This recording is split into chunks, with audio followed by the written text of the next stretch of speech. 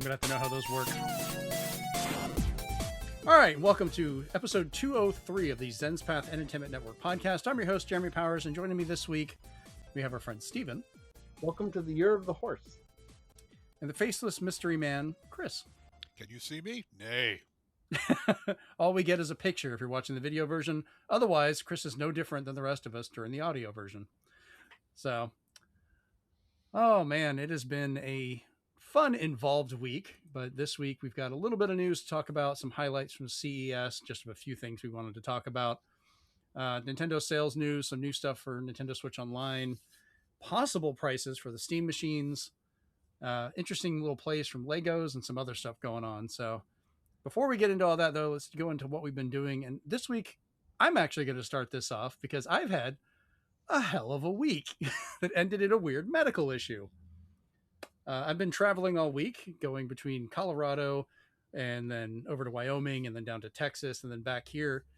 And I got to, we'll just go into the gross part first, have the fun nightmare experience of what's called aerosinitis, I guess is the best way to say it. I'm not the best track record for saying words right, as Stephen will tell you. Yeah, so I believe I pronounce it that way.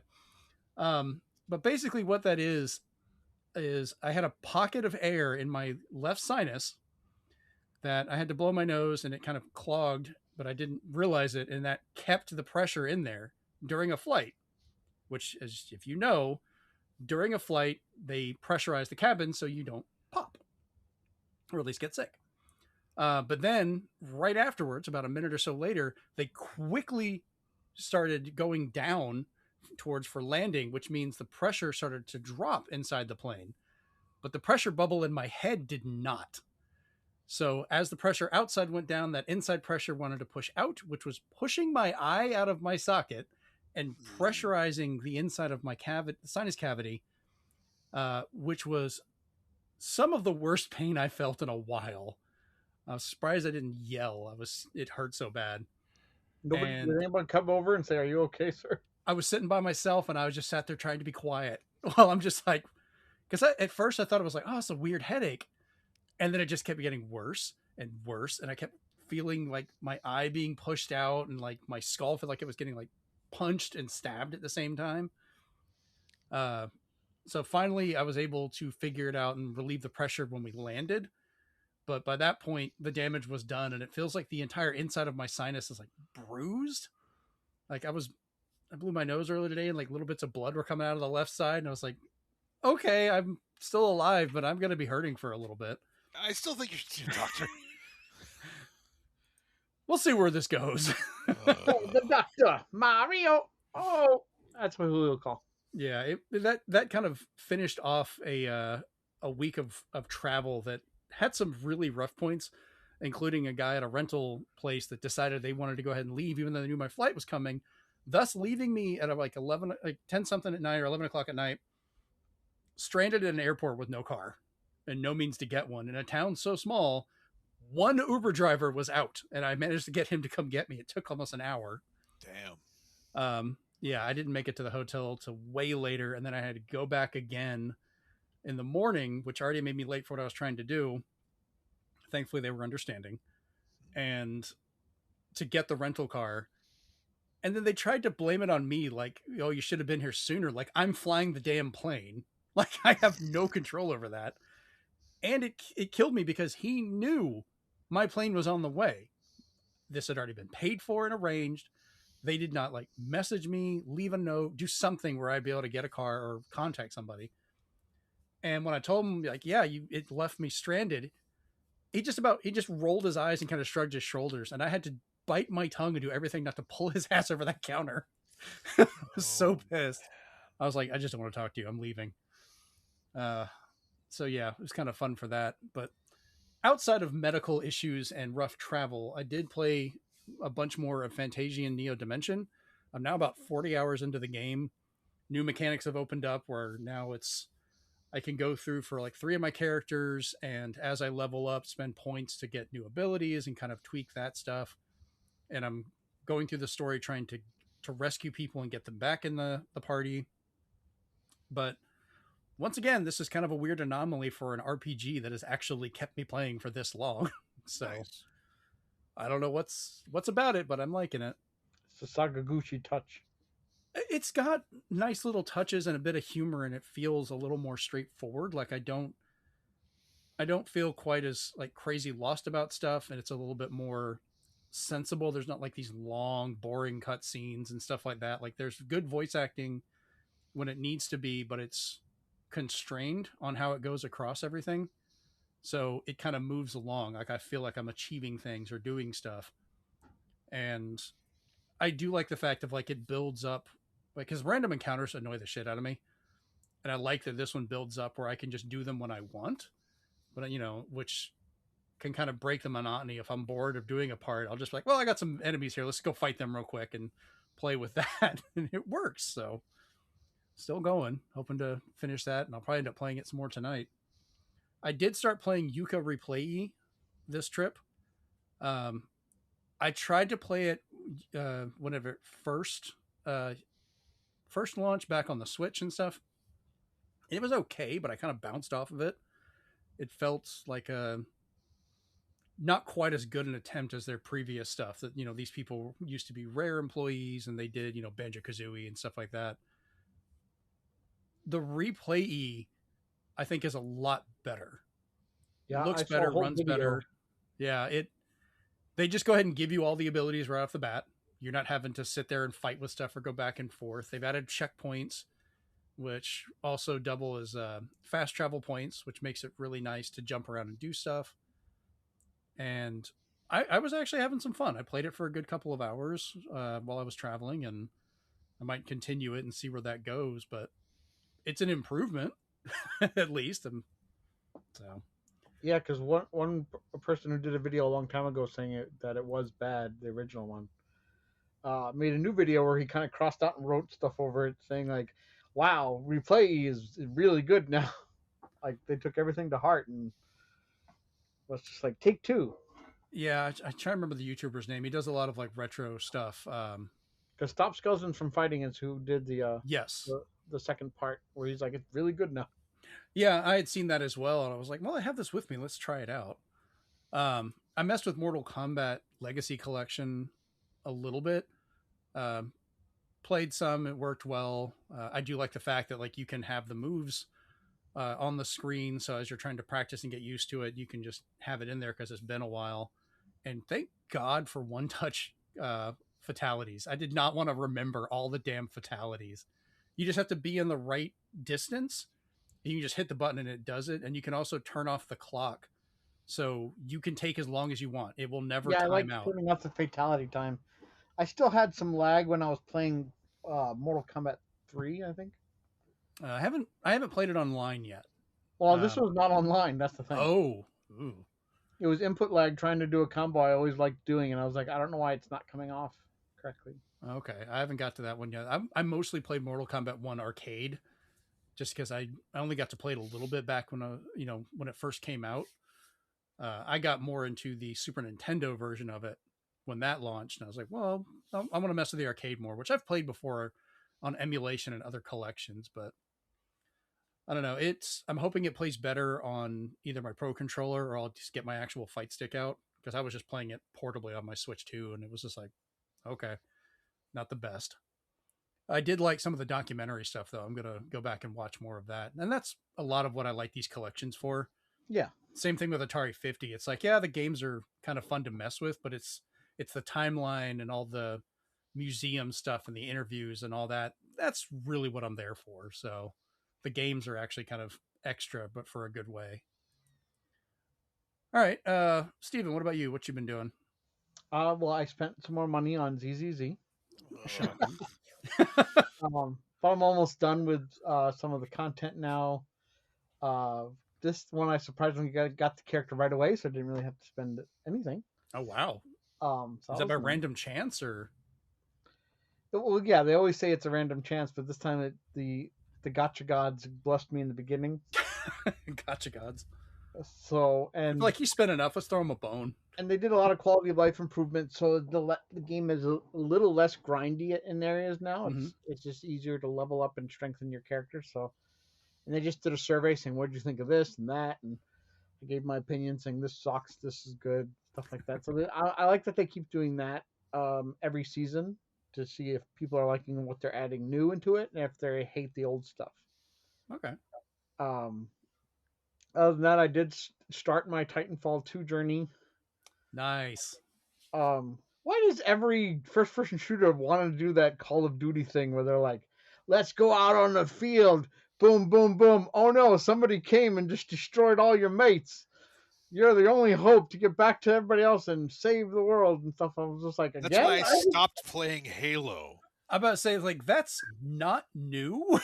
That's been around for a while. I'm just saying, like, what's with that trope that keeps going? That Because they predates want you to feel gaming. like the most important person in the game. Yeah, I mean, I you love do interact with the other people. melee stuff in it because punching people for some reason sounds the most satisfying crunch every time you punch somebody in Titanfall. Not with Nice. the mech fall thing, The Titan. but just with your Titan, but with yourself, just your normal guy. The way he punches, he does like an uppercut, and I was like, "Oh, this sounds so good!" And especially when you're cloaked and the guy's just like, "I don't see anybody," and I'm just like, "Oh!" and I punch him off a cliff. I was like, "All right, this is satisfying." Nice. Well, it Um, sounds like you're at least having some fun. yeah, no, I'm enjoying it because um, I like when stuff has impact behind it. So that and the guns sounded good too. Yeah, and it's one of those games. Yes, it does have a lot of involvement with a mech, but it's not just like, oh, I have this big machine. It is another character, which it's nice with the back and forth with I them do over like the time. dialogue options while you're playing too, so that's kind of nice. Yeah, it's Um, interesting how it goes, and you will start dealing with more people as you go. I think we're coming towards the end of Power Wash Simulator 2. We're not sure, but the levels are getting larger. Okay. I only have Game Pass Ultimate until Monday night. On Tuesday, it regurgitates itself back to regular. Well, Microsoft either gets their act together or gets desperate and goes on clearance. I don't know. Um, and on the similar note of Game Pass, I'm hoping to hopefully maybe tomorrow like finish Black Ops 7 by just going through it as fast as we can, so I do not have to wonder about like the rest of that game. But yeah, that's about it. Yeah, I'm glad you guys are doing that, so you can just tell me what happens because I have no interest in buying this one. I'll just keep Even playing if I told six. you what happened, you wouldn't be excited. It's so bad. Every time they touch somebody, they go to another world. Okay, that is such a Every weird time we touch, way. I feel I can fly. Oh, that is a very weird explanation. All right, Chris, what about you? What you been doing? Well, since Mario and Rabbids 2 was still so cheap, I've been playing that. I'm nearly finished. I am at the last boss. I hit the level cap about 2 or 3 stages earlier. There's a Really? level cap Okay. of 30, but it was still very fun. The dialogue is hilarious. I'm glad that they gave the Rabbids their own voices and personalities. It makes them more interesting that way. Wait, so you done with the DLC too? No, God, no. I'm Okay. just playing the first part, the DLC, the 3 other DLC games I'm not touching yet. Hmm. Whether I still feel in the mood to play or go to Rogue Trader afterward depends on my mood. But I also played the Switch 2 demo for Dragon Quest VII Reimagined, and Hmm. apparently they do mean reimagined because I have 2 friends who are absolute fans of the series, and they've told me that a lot has changed in terms of story as well as game mechanics. So Yeah, when they say reimagine, they mean it. I have one guy who's playing the demo on Blue Sky, and he said that he was surprised that they took what was usually like a story-rich intro and made it into a tutorial. Hmm. Hmm. So, Chris, what you're telling me is that this group inside Square Enix actually understands when you remake a game and change it, you call it like a remaster, instead of doing like they did for Final Fantasy VII Remake, where they changed it but let it on like it was a remake. Yeah, pretty much. And the fact that they actually say reimagined, that's Yes. actually a wonderful way of putting it because they haven't taken away from the story, they've added to it. Right. And I was, I can say, because my two friends are huge fans of the series, the Mhm. fact that they are not mad but very excited to see how it goes, that's very encouraging. So it looks like they've done well with the game so far. Nice. Okay. Yeah, I'm curious to try that one. I need to get the demo and give it a shot because I do like some of the Dragon Quest games. I need to go back and finish them. I think the furthest one I've been in recently, I did play a good bit of 11 because that was a really good version for the Switch, I think. Um, but I remember I think most of them I played were the DS versions that I really liked a lot of those for DS and so forth. So yeah, Nice. let's go back and try those again. All right, so let's go over to our group chat because we got a couple things on that to talk about. So, Steven, do you have any pickups this week? Oh, wait, you showed something a minute ago, and I'm curious to hear about because it I've looks got like 2 new tickets for the accessories. gun show. Um, I finally got the Polymega gun controllers because they said they were ready to ship. And these are made to So work on a LCD? yeah, Okay. so I'm they've intrigued. been Explain. highlighting all the games it works with. So it works with all the PS1 games, all the Saturn games, all the Genesis games, all the Super Nintendo games. Like I think just yesterday they were like, this works with Gotcha on the NES and stuff like that. So it's telling you yes, the Zapper works with it too because they're Okay. mentioning those games. Um, so I'll be testing it at some point with Chris to see how it does with two guns and stuff like that. Is I'm not gonna go all John Wick by myself. so is it like a sensor bar you're going to be setting up on top of the TV or something like that? Or I'm just kind of curious on the tech because, like, just a quick explanation for people that don't know, you can't use original light guns on modern Yeah, displays because it oh, go says ahead. utilizing Sinden's revolutionary optic positioning system, playing legacy light gun games on an HDTV is now reality. There's no sensor bar; you just plug and play. Okay, so it must be working with how the system is outputting the video, or it must be because they would have to delay. All right, so on the original CRTs, when you pull the trigger, we'll go back to an NES because that's the easiest one to do, like Duck Hunt. You would notice it would flash the screen, and that's because you'd pull the trigger, it would go black for one frame, so it could kind of reset, and then it would go white only where your targets are. And for that frame, the gun was actually looking at the screen, and the camera inside of it would read if it's a hit or not based on it. And then the next frame would be another target, and so forth for however many targets they do. And then that would register and go from there. But that all worked based on the timing of a CRT as it fired the gun, the actual ray gun inside, for the Yeah, crossing of the beam gun down the screen. But on modern displays, it would display that and then move on to the next frame. So it would be out of sync. So you would never register a hit. People did get it to work by like reprogramming Duck Hunt to change the timing. But you had to do that on a game by game basis, and they just never bothered doing it too much from that point. So I'm wondering on the Polymega if it's somehow changing the frame display. I'm gonna be testing it with everything from Duck Hunt type games like the Zapper games to Virtual Cop, House of the Dead. So Nice. I I'll just I I'll know know, I'm getting into the weeds. especially with those two games. You know if you're hitting an area you wanted to hit or not. So Yeah, especially House of the Dead and things. I know I'm getting into the weeds on it, but this is the kind of stuff on a technical level I absolutely love, and I'm just like wondering how that would work. Because that's the same reason you can't use Rob the Robot anymore, because it is you'll have basically to just a light gun. yeah, you'll have to look up Sinden's revolutionary optic positioning system. Okay, I'm sure someone's going to do a technical breakdown of it. I don't have a Polymega, so I can't get these and test them. So I'm really Um, help me, Steve. You're my only hope for technical stuff on this. I also got a bunch of cheap games from PNP Games. It's another place I get games from. Nice. They've had some out of print Atlas games I bought, so I got those back in. But I figured I was missing one of the trilogies, so now I have Shadow of the Tomb Raider, Oh, the Sims 4 bundled collection, which is comes it? with Les Sims 4 and Isle Paradis Qua or Island Living. Did you get the French version or something? No, they always put it in two languages. I think EA does. Oh, okay. I got Chernobylite, which people said was an actual like enjoyable first-person survival horror RPG. Really? I was like, okay, I'll test it out and see. Okay. And it says here that the company Perp Games, in partnership with Eden Reforestation Project, will plant one tree for each copy sold. So that means I planted a tree. Nice. Jagged Alliance Rage, which is some kind of two-player co-op turn-based tactics game. So I'm going to see if it's up Chase's alley or not by trying it out first. It was like $6 or $7.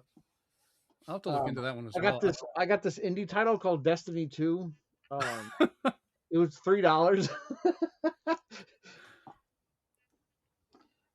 Christian was excited to hear about this one. I got Valhalla Hills Definitive Edition. Oh, Why was I excited for that one? Because you've never heard of it before. That was perplexed. I was perplexed. Yeah, what is that one about? Like, what kind of game is it? As he stops to read it in the middle of the show. Randomly generated maps and a well-balanced economic system provide endless challenges. Oh yeah, that sounds exciting. Conquer landscapes, defeat countless foes.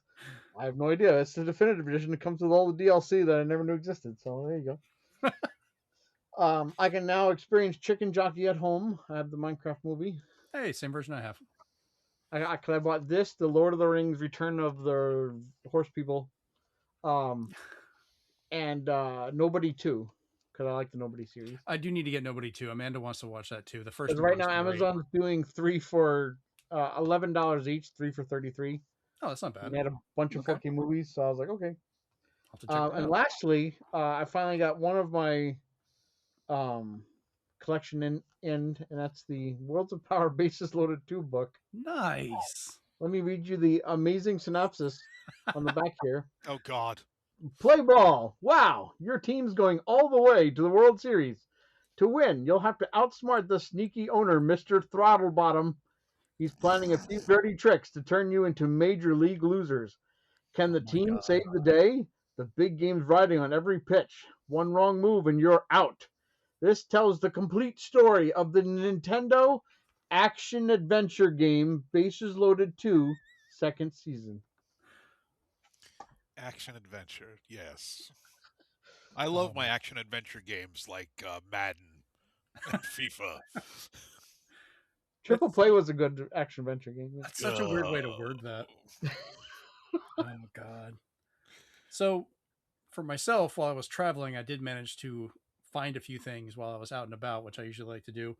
First off, I did, as we showed at the beginning of the show, find the Transformers 86 series, or Transformers the movie, Soundwave, which this I think is one of my favorites of this one, because those watching the video version, you can see like the colors are really well done. He's got a nice purplish blue to him, really articulated. It doesn't look like this is just a repaint of an older mold. They actually went in and remodeled parts of him, and it turned out really nicely. But on the flip side of that, it came with 3 of the tapes, and I think these are some of my least favorite tapes they've done. So here's Buzzsaw and Laserbeak, which look okay in bird form. Their wings are stuck straight out like they're jets. You can fold them down, and that's about it. But when they turn into cassette tapes, they don't really look like tapes anymore. They don't have like the little openings like they used to. They don't have any of the labelings on it. It's just kind of like a rectangle with some colors. But the worst one is the version of Ravage that comes with it. Because this one, when it turns into a cassette tape, I'm going to air quote the hell out of that. It just looks like he's just deformed his legs. He's a cat, but sleeping like he tried to form himself into a little bad box. But you have to remove his entire ass and tail to transform it. That just comes off and sits down. It's not integrated whatsoever. And the whole thing about Transformers is nothing that had to be removed. Well, I mean, okay, so on the original tapes of Laserbeak and Buzzsaw, the backpack did come off.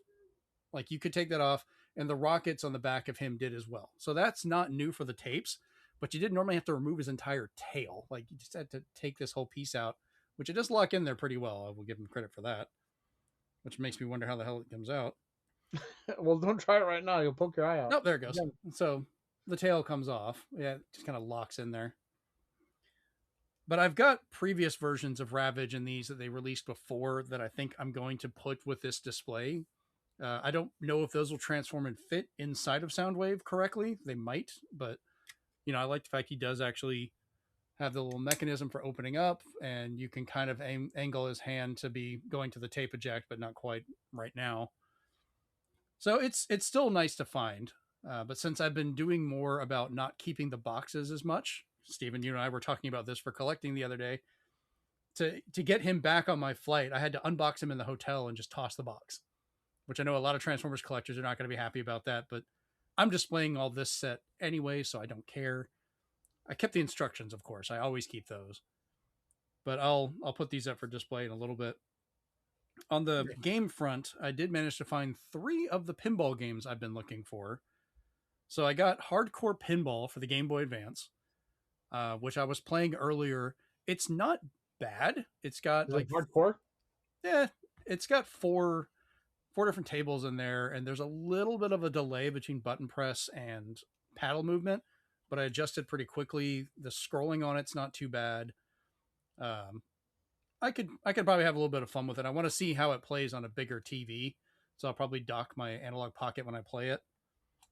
The other one I got was Dream Pinball 3D for the DS. I didn't find a case for it. It's just the game, but at this point, I was just lucky to actually find it.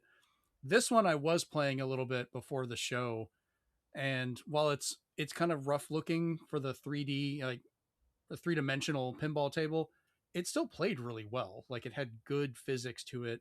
I was able to do a lot of the ball bouncing or using the paddles to kind of grab, hold it, launch it in certain directions, and I was doing pretty good in the first table I played.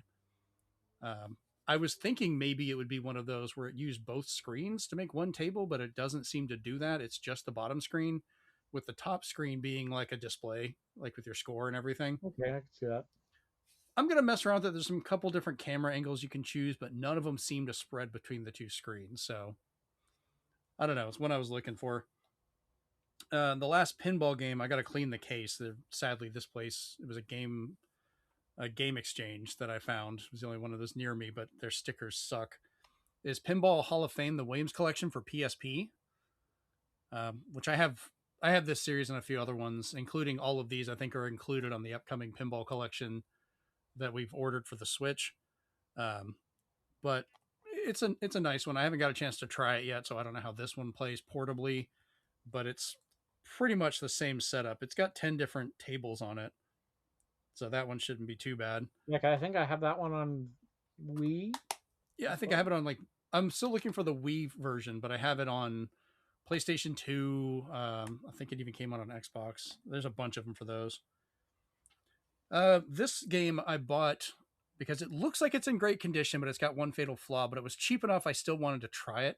And that is Escape from Monkey Island on PlayStation 2. That's a good one.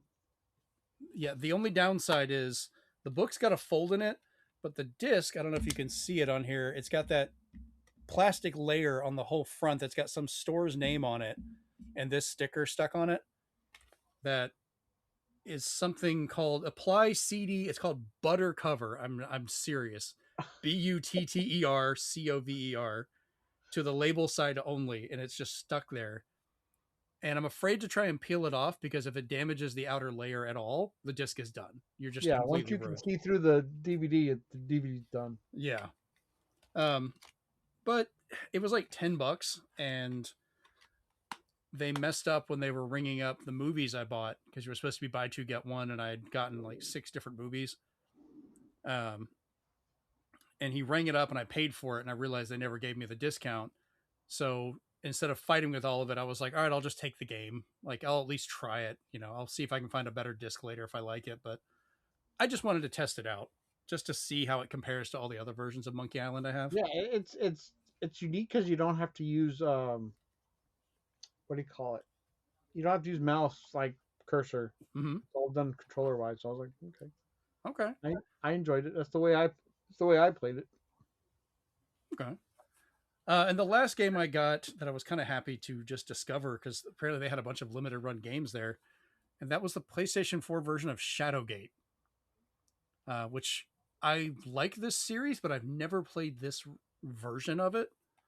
I have the original NES, I have the one for Game Boy Color, the one on the N64. Like, I've played all of those and enjoy them. So yeah, this is the company that owns them now, because I have the NES box looking Switch version, Mm-hmm. and they made the board game as well. Hmm. And they are coming out with the VR for PlayStation. Yeah, I would have preferred to get it on Switch, but I can't complain with finding it on one of these for PS4. And it had the card, and they were nice enough to put a little sleeve for me. But Nice. yeah, because I do like collecting the cards, and I hate that they don't send these with them anymore. Yeah, you now have to like get either a collector's edition or spend a bunch. Yeah, I mean that was a nice perk that I really enjoyed, but whatever. Because I would have loved to have gotten some with the pinball games. Like that would have been great to have like 2 come with the pinball set. But nope, don't get anything. So for the movies, I bought 6 movies, and these would be kind of funny. First one I'm going to start off with because it was buy 2 get 1 free, and this was most of these were only $6. I got the original 1989 Batman, which I had the Blu-ray for, but I'd gotten a hold of it and it had no case.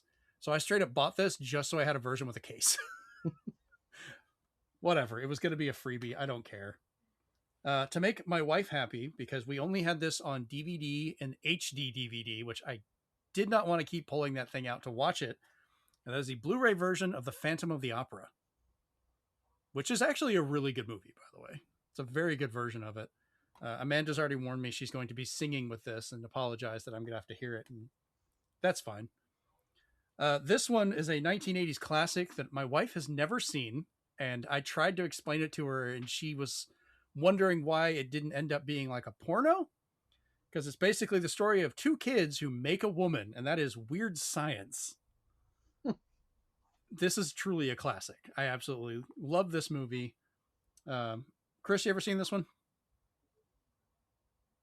He is completely silent. Not, but you've never seen Weird Science? I've heard about it at least.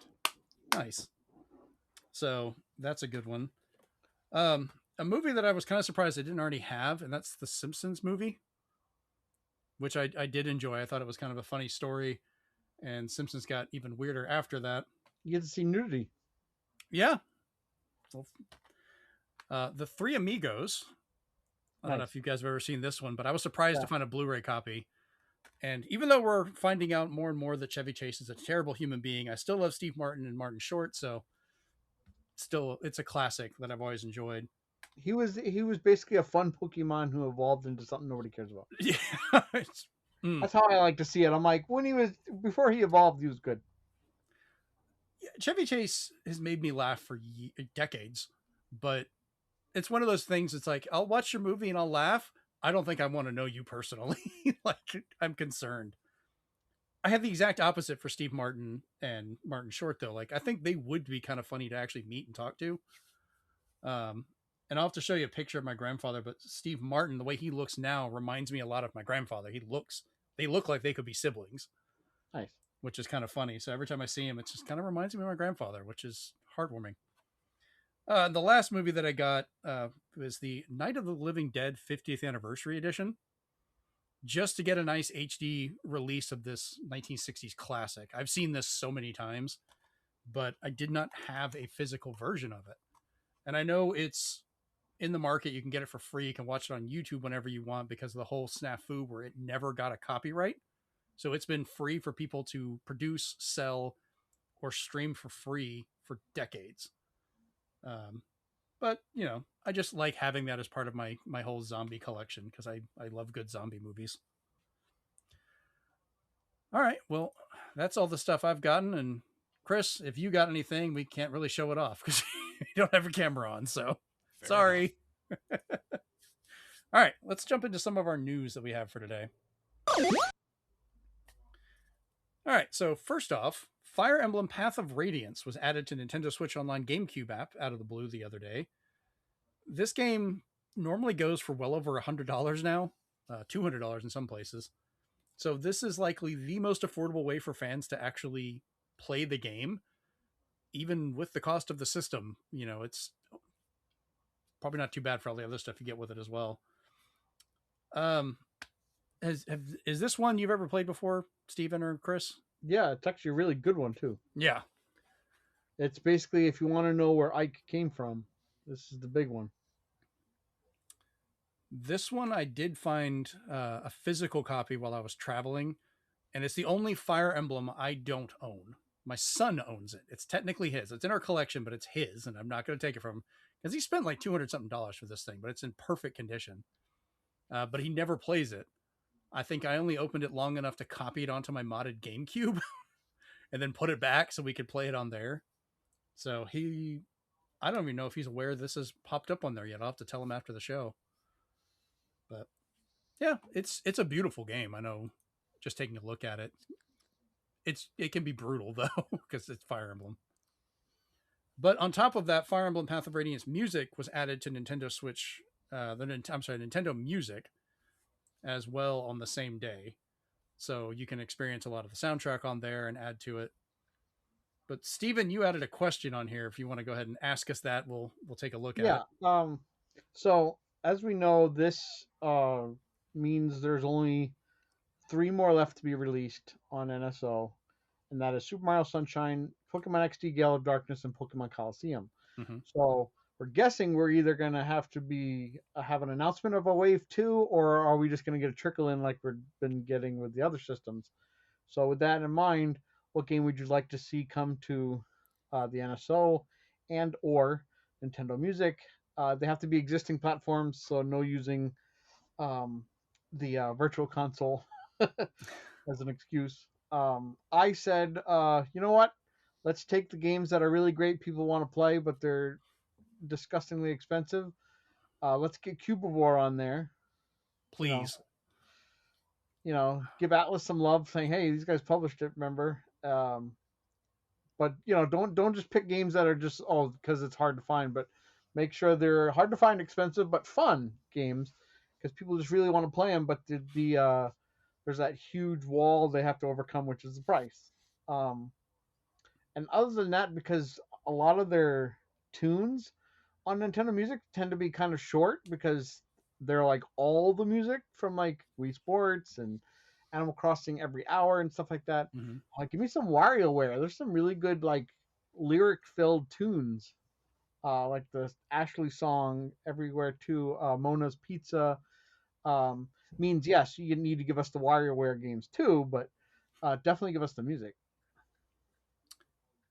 Okay, Chris, what about you? I'd like to see Metroid Prime 1 and 2 since they were originally GameCube games. And it's always good to see the original of games like this. Remastered is all well and good, but we need to see where these things come from. Okay. I'd also like Sonic 1, 3, and Knuckles without having to buy Sonic Origins. And more of the Phantasy Star games. At least 2 and 3, because we have 4. So, those are all amazing games that we need more, just in general. But do you want the original ones or do you want the M2 versions? Good question. I would probably go with original just to keep things going. You know, the M2 versions are available in one way or another, but the whole point of the NSO classics is to experience the classics. So I would want the originals back. Okay, because the original Phantasy Stars, I think, was it 1 and 2 were on the Master System, so you could get the FM synthesizer and use that for a little bit different music, if I remember correctly. Yeah, I think 1 is on the Master System. 2 is on the Mega Drive, if I remember correctly. one M2 did like a not a remake or anything, but they just made it work and it came out for the Switch, and it's like $2-3 now, so it's a good buy.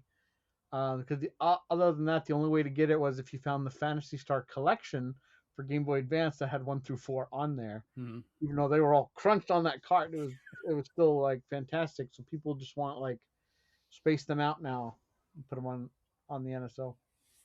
It kind of makes me think: has anything not made by Nintendo specifically made it to the Nintendo Music app?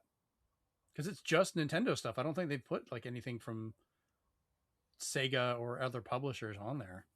Yeah, I mostly avoided that because I think I was just curious. I'm not like saying one way or the other. I'm just like, because I think like everything from Capcom to even Sandfall with Expedition, they were like, all the stuff's on Spotify now, or all the stuff's on streaming now, so they just released it all. Some companies like to release it all. Some people like to have it on their own proprietary apps. As long as they're not charging for it, unless I get a physical version, I'm fine with that. There you go. I think he mostly meant NSO, unless you wanted any of those games' music on there too. Well, it just his answer just kind of made me think about that because I hadn't even thought about other company stuff. I was like, I wonder if they ever will do that. For myself, I know F-Zero GX is already on Nintendo Switch Online, but surprisingly, the music is not. And that's a lot of like high speed, like really good music, including good theme songs and stuff like that in there as well. Talking about stuff with lyrics and all. That's nowhere on it. They only have the original Super Nintendo F-Zero and F-Zero X from the N64. So they don't have any of the GBA ones. They don't have the, any of the stuff from the GameCube or any of that added on there. And then for the opposite is while the Pikmin series doesn't need to be added Nintendo Switch Online because you can play the entire run on Switch now. I'm surprised they only have music from Pikmin 4. There's nothing from the first 3 games when you go search for Pikmin on there. And it's some nice chill music. Like I've always kind of liked just listening to it in the background whenever I'm playing stuff. So yeah, I was kind of There was surprised to that find. really trying to figure out what the name of it was that Mm-hmm. came out for it. You're talking about for F-Zero? No, there was like a strawberry something music Oh yeah, for Pikmin, which I would love to be on the Nintendo app. I'm trying to. I All remember I get hearing is the about that. Beatles though, but when I try to put in strawberry music. You probably want to look up Strawberry's Pikmin music because I remember that they released it as a single over in Japan and it got pretty popular for a while. I think that was Pikmin 1. Strawberry Fields Forever. No, that's from Earthbound. Never mind. and it's basically the Beatles. Yeah. I'll figure it out. Yeah.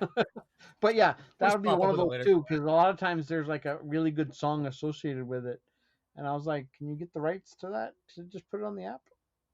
Yeah, I think something similar happened with F-Zero GX as well, but we shall see.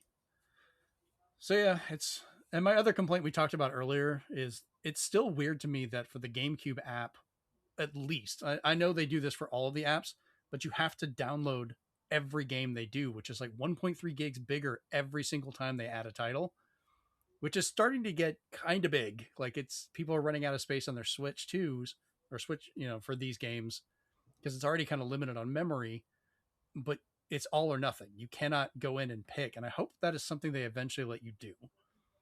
Because like I've already finished Chibi Robo. I'd love to take that off of there. I'm not going to play Luigi's Mansion because I've played that so much.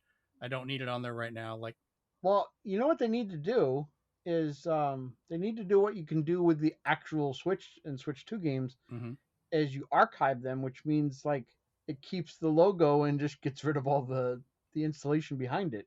So when you click on it, it just says, "Hey, we just need to download it again." And I think that's what the NSO needs is keep it in your collection so it looks nice, but just make it so it's empty. Like there's no disc inside. Yeah, just add a little icon that says it needs to be downloaded. Keep your save data. Obviously, don't delete that, but like it's not a big deal for the other Switch Online stuff because even if you have the entire like beyond what they've already installed for Super Nintendo, it is such an infinitely small amount of data that it takes up that's nothing. Super Nintendo, even N64 is not that big. You could give that a gig and still fill everything it has for every version of it. But that's why the GameCube one is the only one I don't put multiple regions on because it's basically a full game, like a game download for certain titles now. Yeah, I don't think they noticed that before because before we were just getting the really small games, inconsequential sizes. Yeah. Now they're getting beefier stuff. People are like, wait a minute, maybe you should give it a choice. What was it, Chris? You were talking about, you popped up like, oh yeah, I've got these games. Hey, where'd my memory go? Like it just filled up really quick.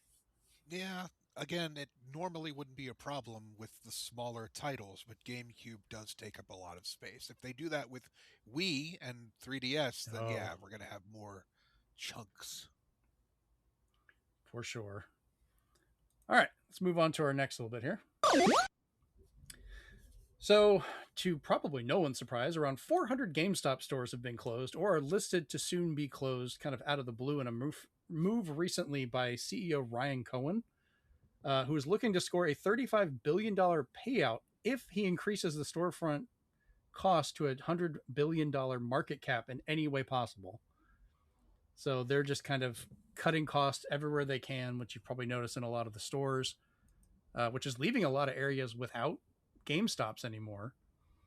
Uh, the company already closed 590 stores in 2024 with plans of closing a significant number of additional stores in fiscal 2025, which goes until January 31st of this year.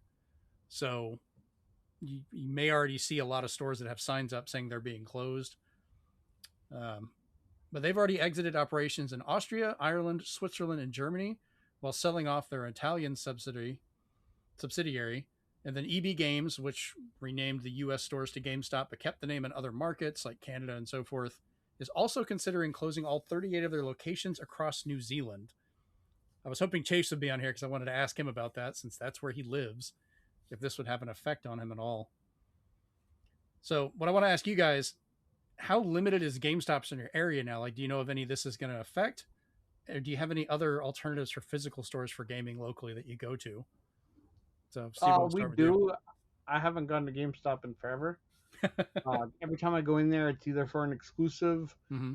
or it's because I lost the lottery, and I have to return them. And they're like, they always come this way. I'm like, well, they don't, but for you, they Why do. we have the lottery? Yeah.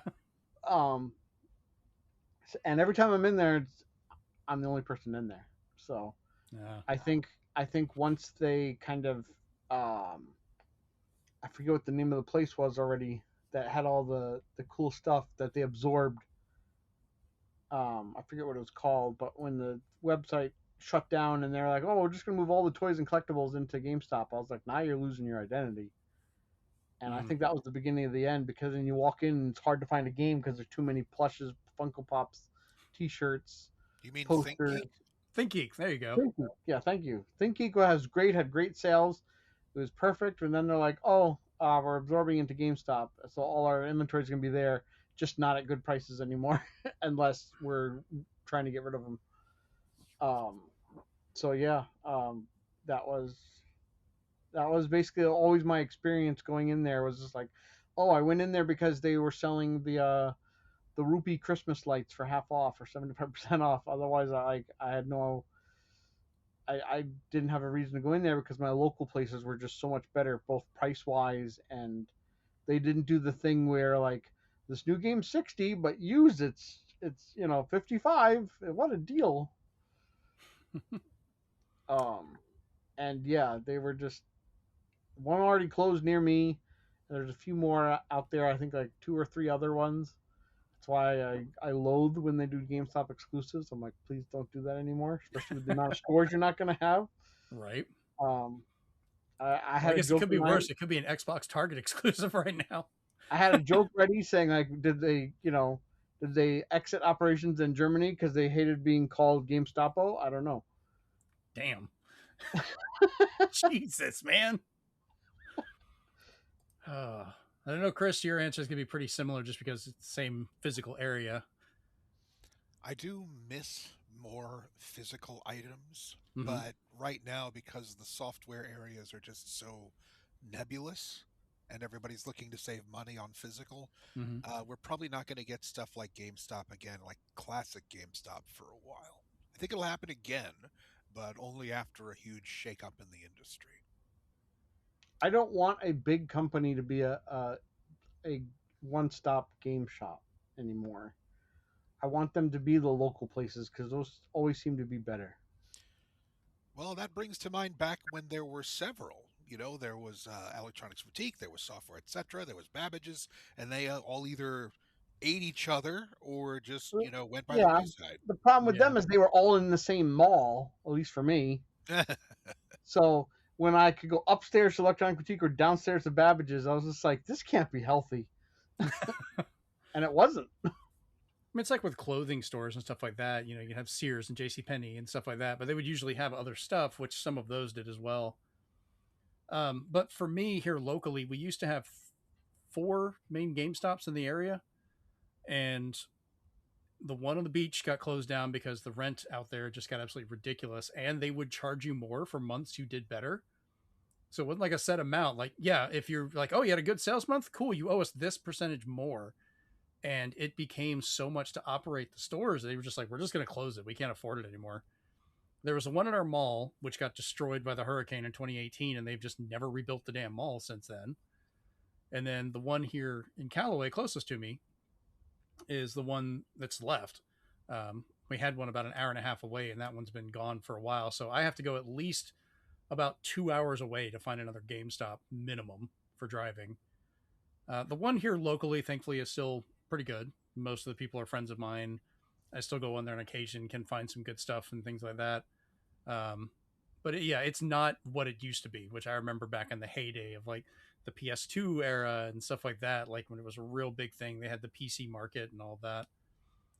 I Yeah, agree. I was Oh, there go for all the first thing you saw when you walked in was PC games because of the Tomb Raider boxes and ahead. Hmm. the Final Fantasy box. Everything was all weird shaped and trapezoids and stuff. So it's Yeah, nice. the big box PC games.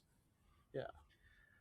And I agree. Like we have a fairly decent local place called Dusty's, which has actually got some really good stuff about it. And I think they've gotten a lot better over time, which is good.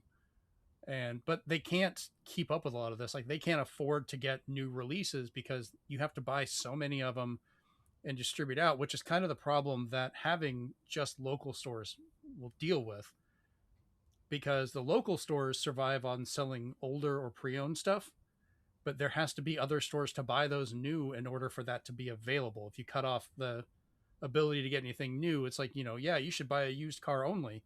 Well, it has to be a new car at some point. Somebody has to buy it as new most of the time. It doesn't just become used without a purchase sometimes, not often. So I think we need both parts of it to kind of be healthy to feed into each other.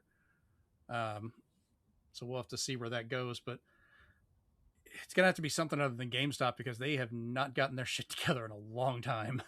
Like it's just gotten It's worse just you and don't worse. think games when you walk in there anymore. It's just confusing. Yeah, there's a lot of people here locally that they're only there to buy like Pokemon cards or sit outside and wait for that to happen. And because GameStop used to be a lot more of a social place for a lot of gamers, like midnight launches and events and things like that, which I really enjoyed. And I know COVID and a lot of that kind of ruined it because you couldn't have those big get-togethers and stuff. But now they've cut their hours so short and they want to try and run on as low of an amount of money and time as they can, that they don't have time to do any of these extra things. I think the last time we had an actual midnight launch that was fun and had a bunch of people show up was the Switch 2 launch. Like that was it. They tried contractually having one for the last Call of Duty, and not a single person showed up. One person did, and they didn't even know it was Call of Duty. They just happened to notice the store was open and wanted something else. So, like, even people I that just came pre-ordered it, here for a glass of milk. yeah, even the We people have that that too. We pre-ordered have it didn't get it. collectible glasses of milk. So, I mean, I want GameStop to work because I think there is a place in the market and a need for it. But especially with like other stores like Target and Best Buy and stuff trimming back what they're doing for a lot of things.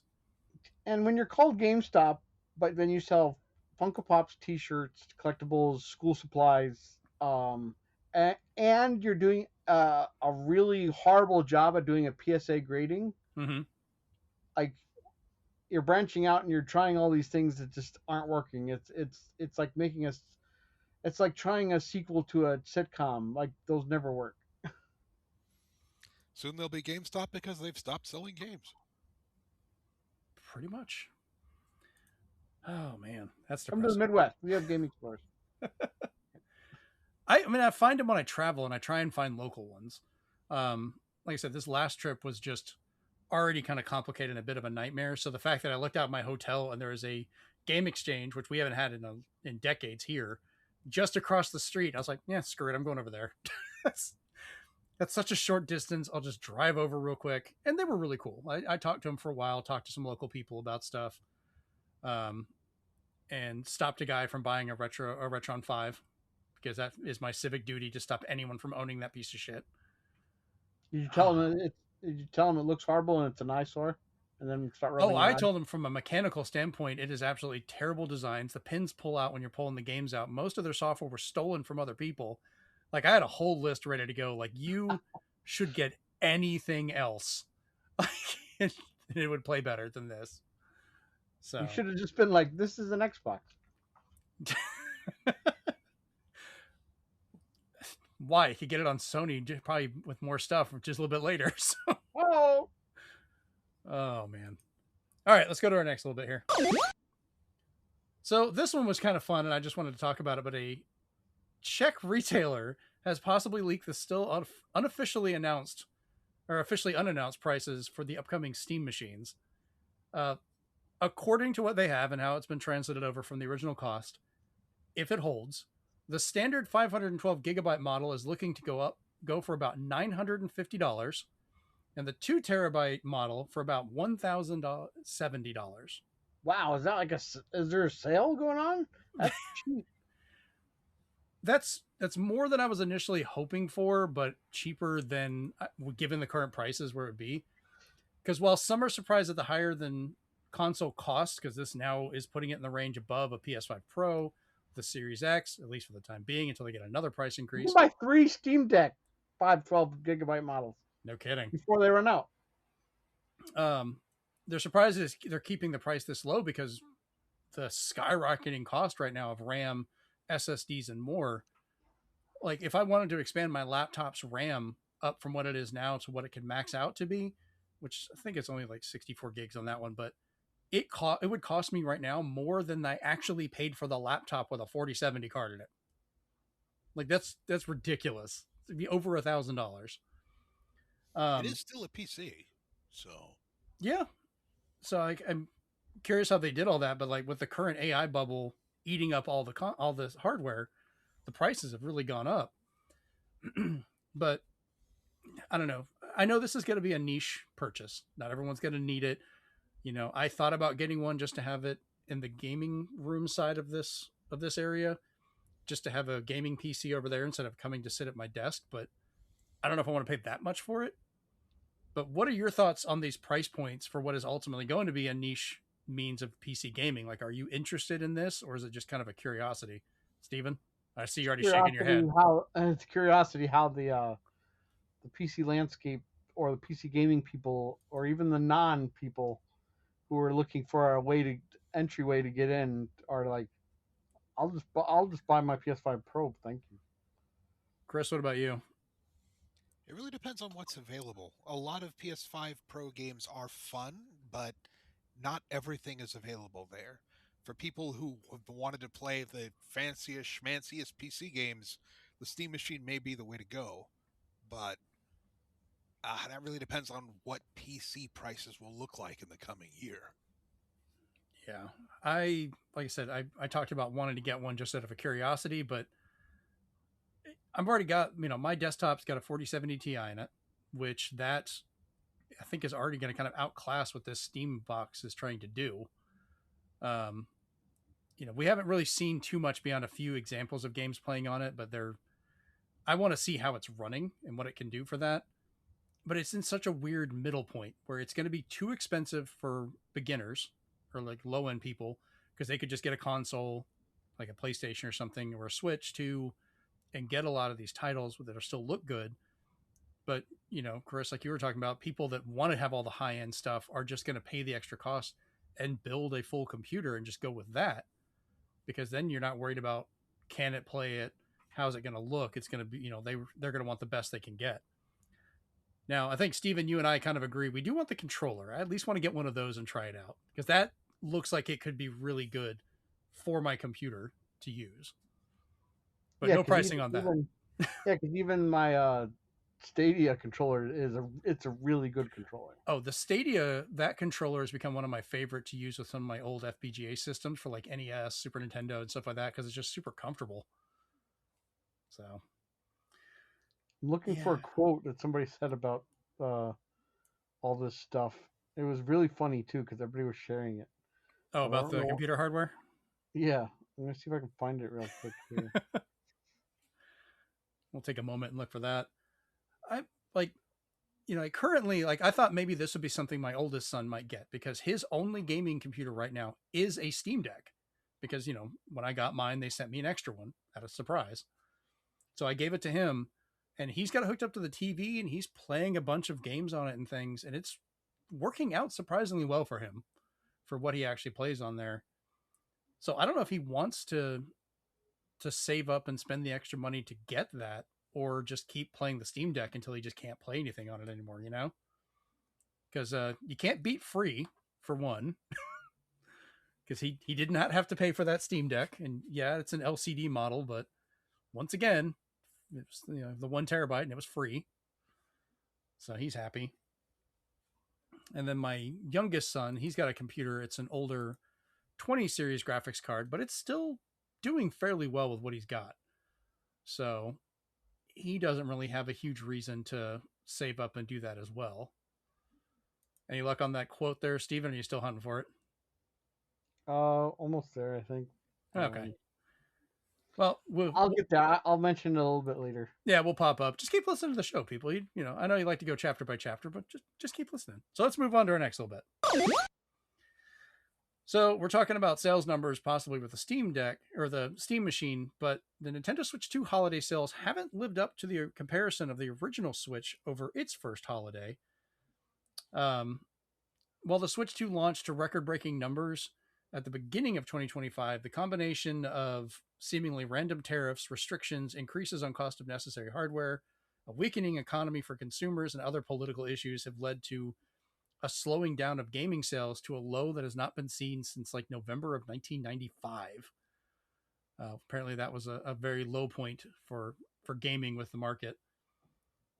But I want to know, because all three of us do end up having the Switch 2. I was going to ask Chase about his interest in still buying one, but have you still been enjoying your Switch 2 since you got it? And is it living up to the cost of what you paid for it at this point? Yeah, and surprisingly, like there hasn't been a drought of announcements. Almost every time you think there's going to be like a lull, somebody's like, "Oh, we're making a Switch 2 edition," or suddenly, like the other day, Lollipop Chainsaw Complete on Cart is you can import it now for Switch 2 coming out in a month or so. Okay.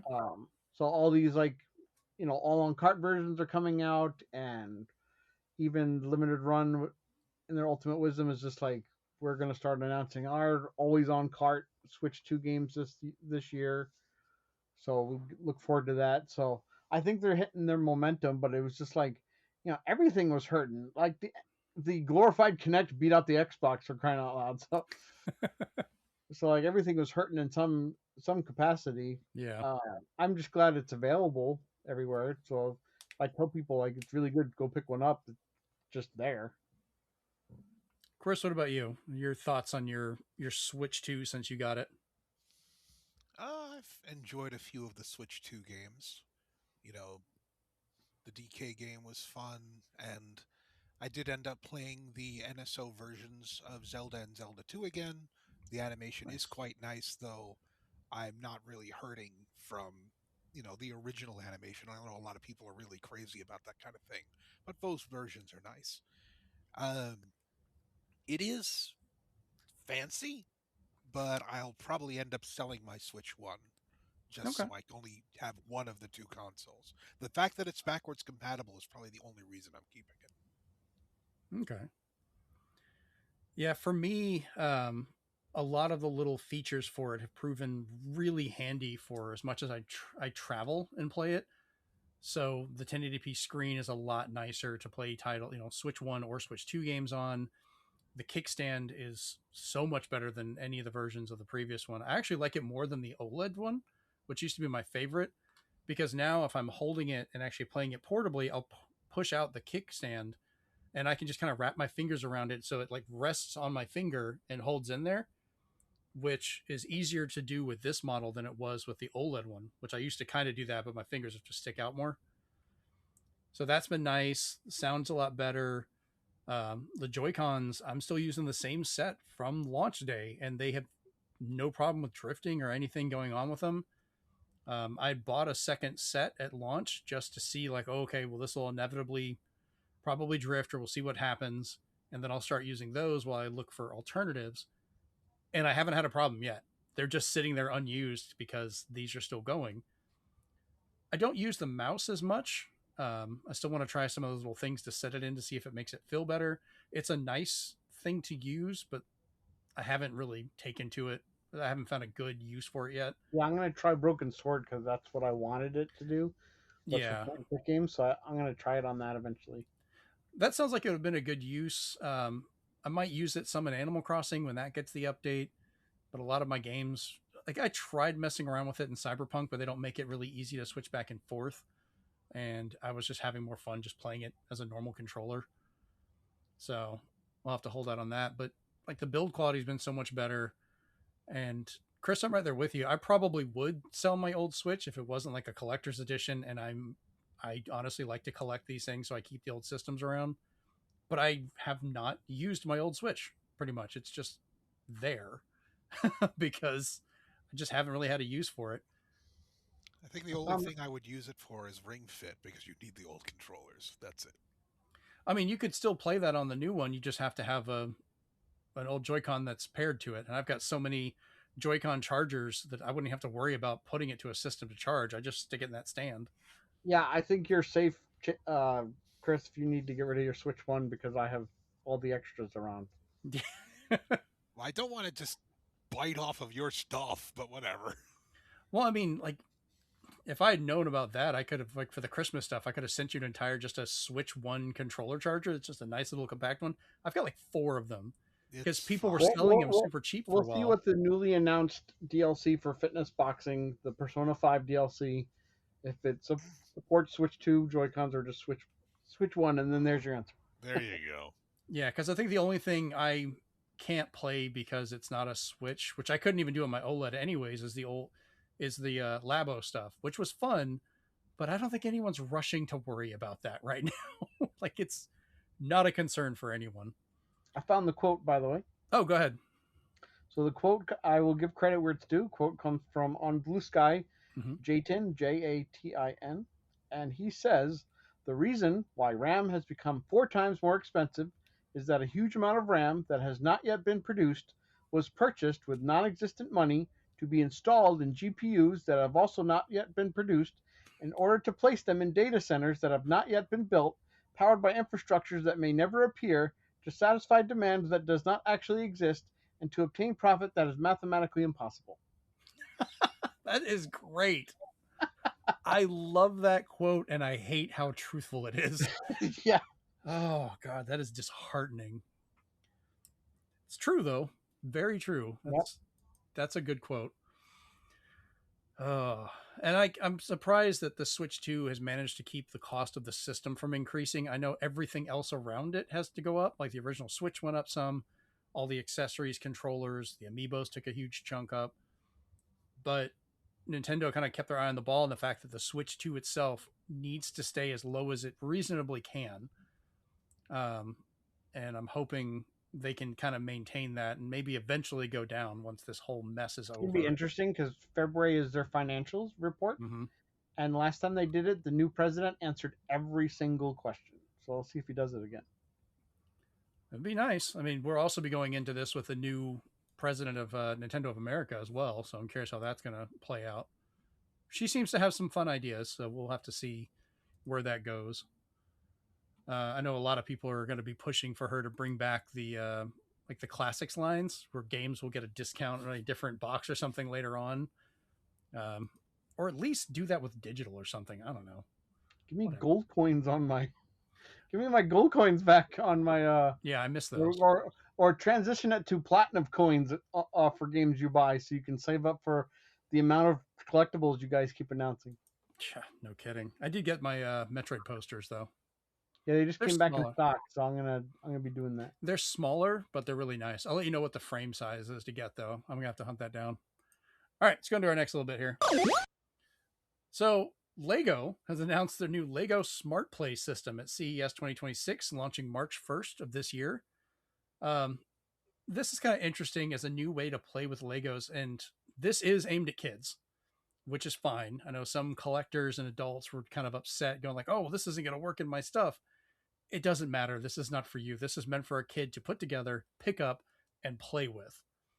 The new system is powered by the Lego Smart Brick, which is a 2x4 piece that contains an entire custom-made chip that fits inside of it.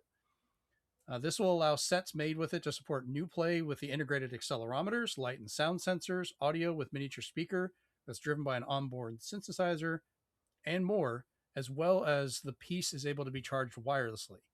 It does have to be removed from the kit. So whatever they're building, that piece needs to be accessible to come out and operate. But at least you can do something with it.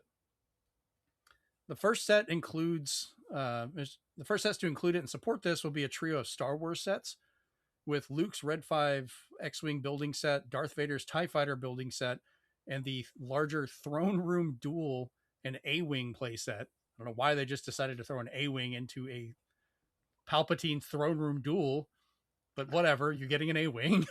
Like, it's the most random thing.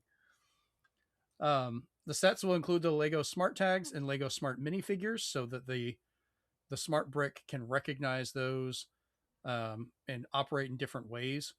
And it knows what to do based on the tag you put on the brick. So you just lay that on there, it reads the tag, that runs whatever programs are needed, and then the figures it will be able to detect based on their tags or how they're built. So they can tell, based on the color of them or the distance they are for different play actions, which is kind of neat. Like there's an R2-D2 he's a single point at the top so the head can spin, but he's actually flat on the back instead of being all the way round. So they can put the tag on there so he can be recognized and make his noises. That's kind of fun. Sets are going to range from $70 for the X-Wing, $80 for the TIE Fighter, and $160 for the Throne Room and A-Wing set. So one thing I do like, these systems are not AI whatsoever. They're not relying on that. They do not connect online beyond updates, which they do on their little the wireless charging pad. So if a kid's playing with it, it's not trying to call home or have any way to do that. Well, that's important. Like a lot of people don't want toys connecting to the internet that are, the kids aren't aware of, or the parents may not be aware of. Just the fact you can call home, so it's just like, I'm going to play outside. It's like calling dad. Okay, there are things that will do that, but not these. Yeah. They don't require any kind of outside screen to function. So these are all based on the programs that the tiles give them that are kind of preset for those different functions. And a lot of this was kind of neat. Like they showed the X-Wing. You put the sensor in the back behind where the pilot sits, and you shake it to turn it on. So that activates the chip and turns everything on. And then based on like your pitch, yaw, like as you're moving it around, it'll make the flying sounds. You can press a button that will push a little red block towards the sensor, and the camera inside of it sees that and does firing sounds. And then if the camera sees like a brick on something else, it can act like it shot it and have that make a noise or something else. Like it's kind of neat with what it allows, but it's also a little limited because it doesn't seem like they're using official sound effects, even with Star Wars. Like the lightsabers sound kind of like blaster shots. They had a little cantina set that they were showing off part of it, that you put the brick in there, and when you rock it back and forth, it plays music, but it's not playing the famous cantina song that everyone would expect. It's playing like some generic music. Any of the characters, they don't talk. It's like Simlish. It's like gibberish. So they're not licensing that. R2 sounds like R2, but that's also just beeps. So I don't know. It could be fake and you wouldn't notice. So there's some limitations to it. But even with that in mind, like, are there any series or sets you would like to see this implemented with in the future, or somehow back implemented into older sets? Which I'm just going to start off. We all know I'm going to want to see that thing in the Enterprise. Like I would love to have it where I could take the saucer section off and have a sound effect, or move it and have the warp sound. If they can do that, it might just be generic sounds, but who knows? But it'd be fun. Or maybe just recognize the different characters somehow. But Steven, what about you? Well, one thing, I don't want any of these to inflate the prices of any of the sets I do want, because I want the one that does not come with the legally distinct voice Simlish or music that's not part of it. Yeah. That's why you buy the Lego Mario, because it's Mario talking in there and stuff like that. But I don't know, as some person pointed out and made a pretty good case for it on Blue Sky. They said, "Congratulations, Lego! You finally made an e-reader for your Lego." Because the e-reader technology, just in a different form. But I think this does more than an e-reader, but yeah. Yeah, but at least the e-reader had all official sounds and effects and graphics and stuff. And But anyway, they might. I'm only going by like I watched a guy that did a technical breakdown who got a chance to go and demo it, and it was doing a lot more than I thought it could. It was kind of cool to see what the possibilities were at that time, and we're just starting. Hopefully, there'll be more. But go but ahead. again, like selling it separately, I think would be a lot better because Mm-hmm.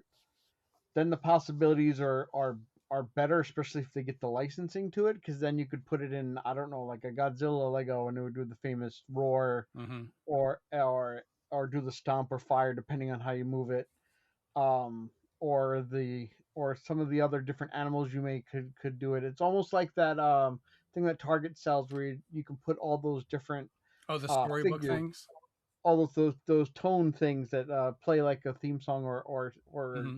voice clips from all these different cartoons and collectibles and movies and stuff like that. But other than that, I was just like, I don't need to pay more for my Lego than I already am, so I don't want something in there that I don't need. It reminds me of First Four Figures when they make like a regular Metroid statue, and then they make one that has a light on it for another $140, and I was like, I don't need a light for $140. I do about So, two of them. I bought the but big expensive full helmet and the full light up other one. I'm a sucker for but that. but it's just little things like that. I want either the choice, or I want it sold separately, because just what you just told me a minute ago, the only thing going through my head was, as soon as you tell the kids like shake it and it'll do stuff, they're gonna start shaking all their Legos and they're like it broke. Well, I think it seems like they're doing specific builds for these. Like they're made to be because like they're redesigning them where they're sturdier after you put them together, like the X-wing and stuff like that, to be played with and not just be, you know, a shelf piece you put up and go like, oh, that's so pretty, but I better not touch it; it'll break. These are meant to be messed with by a kid, so I don't think it's going to affect the existing sets you want. I'm just not 100% sure they're going to be able to put this into the nicer ones just based on how it's meant to operate because it is aimed towards kids. Chris, what Yeah, about you? What are some? I'd like to see Oh, how this goes down the line this yeah, year. Chris, any series or past ones you would like it implemented in or to I don't try? know. It it feels like overkill for Lego and a bit of a gimmick because, lately, yes, people put these things together and never play with them again or they become models, but the whole point of Lego is that you take it apart and put it back as something else. So, yes, but everybody has if it's meant for kids, that sounds more like something meant for adults, where they finish the thing, they play with the buttons, and they keep it on the shelf forever. If you have chips that are made for a specific uh, set or Mm-hmm. character, it would be interesting to mix and match, but it doesn't feel very imaginative, I guess I would say. I will say I love that guy I shared on our Discord that can take all those various Lego sets and make them all the Millennium Falcon. God. That yeah, that one's great. Um, I need to see if he's gotten a hold of the Enterprise because I want to see how many Millennium Falcons he's able to make out of that thing. I love when he made Simba though into Millennium Falcon. He's that guy's got some skill. Like there's kits I was just like, how is that? Okay, well I guess it's a Falcon now. And I think we'll be able to see more stuff out of this in the future. And I'll post on the Discord the video I watched earlier because it had a way better breakdown of how the things interacted, which was kind of cool to watch. Like they can detect each other, so multiple bricks, they can tell how far apart they are, what angle of rotation, how they're moving. They can tell colors. So like they were showing one of them, you could put the brick on an actual Lego brick of a certain color, and it would transmit that color, and that one would change the LEDs to look like that color. And like there's different ways to do it. It could tell if a minifigure was hiding behind it, and it would change its color or do something. Like it's got a lot of potential. I just don't think they've had a chance to really show it in toys yet, if that makes sense, or like to kind of expand with it. You know, it's like with amiibos when we first got them, we're like, cool, what do these do before we actually were able to do stuff with it? So who knows?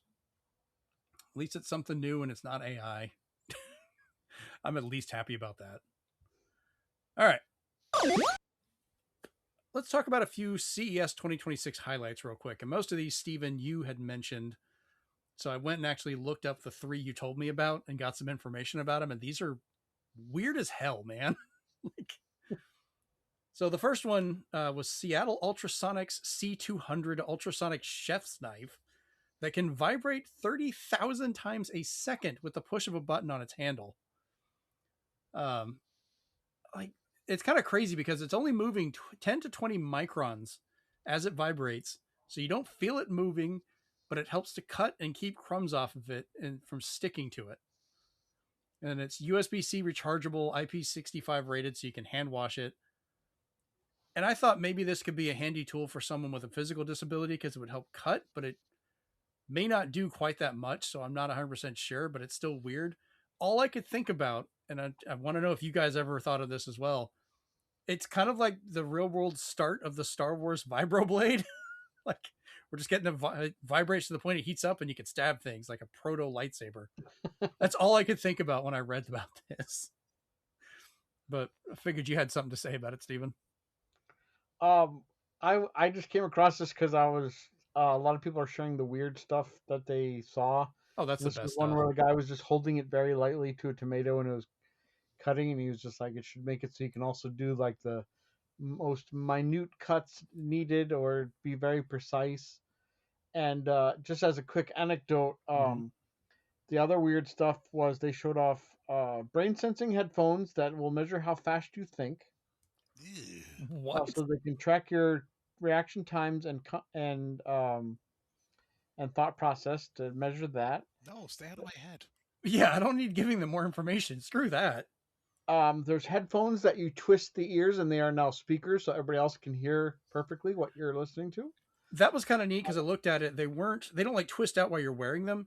They twist, and when it locks together, the outside of it, the speakers work, and it becomes like it plays out loud. And I was like, there's also a $9,000 purse that has an OLED screen on it. Why? It's not even the whole purse. You can just change the texture on this one part of the screen. It is the most asinine for money thing I've seen in a while. And even though I swear to God these existed already for decades, but musical lollipops. Oh yeah, no, these. Well, remember there's toothbrushes that would play tunes.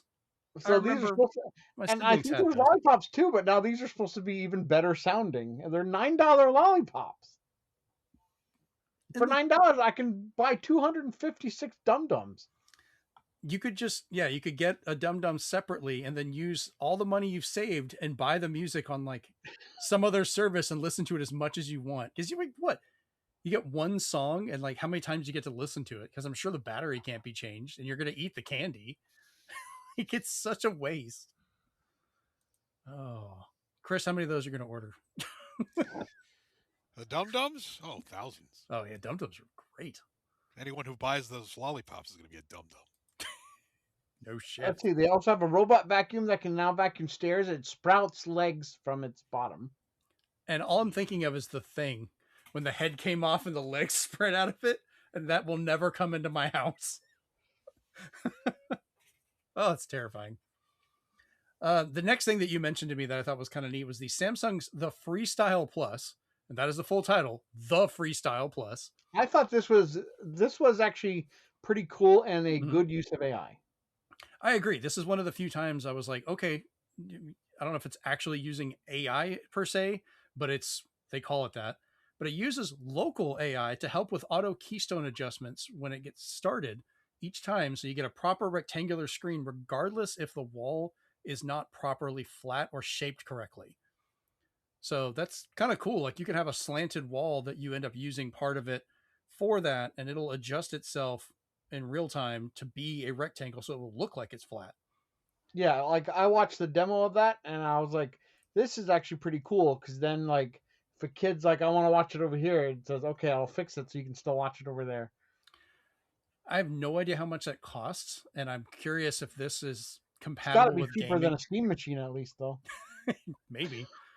Because I would love to get a projector for gaming. Like I'd gotten a hold of a cheaper one before, and it was okay for movies, but sucked for games. Like the lag, you could feel it. It was so bad.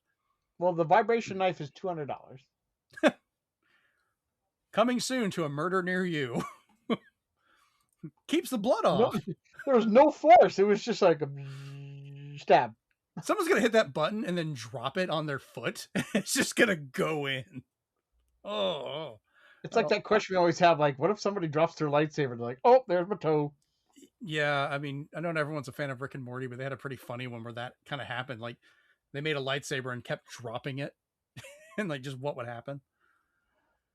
But yeah, this projector, if it works well for gaming, would be something I'd consider because it looked like it was pretty portable. Like it was a smaller one that you could kind of move around. And Yeah. I wouldn't mind having that to, use for events outside if we do stuff like, we used to have like little local get togethers from the neighborhood for barbecues. And like, I've got a big projection screen that I can set up outside. I bought it for camping for other stuff and other events. So I could use that, put like a Nintendo Classic or Super Nintendo Classic or something on it that kids can play during these big neighborhood cookouts, and like it can be fun. Yeah, because it seems the big thing this year, last year was the foldable screens. Now it's the rollable ones where you can press a button and the screen just rolls out to be bigger on your laptop or on other things. I'm going to interject with some other weird stuff really quick. Oh no, go for it. That's all this whole point is. I love it. There's also a thing called Throne. It's a toilet-mounted computer that uses cameras and microphones to analyze your bowel movements. I don't know which one. All right, Chris, let's debate this. Which one's more invasive? The one that's looking for your thoughts or the one that's looking at your ass? Yes. There's also a clip-on smart toilet that'll analyze your hydration by literally monitoring your pee. And Vivo, the company Vivo, has made an hygienic smart menstrual pad that will track your fertility and hormone markers once you scan it with your phone. I think, given our current political climate, that is the worst thing that people could buy. Like, just don't get that. And that's all I'm going to say on that one. Just don't buy that. Oh, God, that sounds terrible. All right, so the last thing you sent me that I looked up is another thing from Samsung. It's for the lovely named S95H TV. But the cool thing is this thing has 8 HDMI ports. 4 of them are built in. They're 2.1 HDMI ports. The other 4 are wireless through a connection box that you have. They're also 2.1, and they're through the Wireless One Connect box accessory. This includes 2 USB-A ports, 1 USB Type-C, an Ethernet port, optical port, and an RF port. So I guess you can plug in your cable TV through that if you still have that. And then the box and dongle have to be at least 10 meters from each other to work, but it's wireless HDMI. And I'm curious how that's working these days because I tested wireless HDMI back on an earlier model of my Microsoft Surface laptop because they supported that.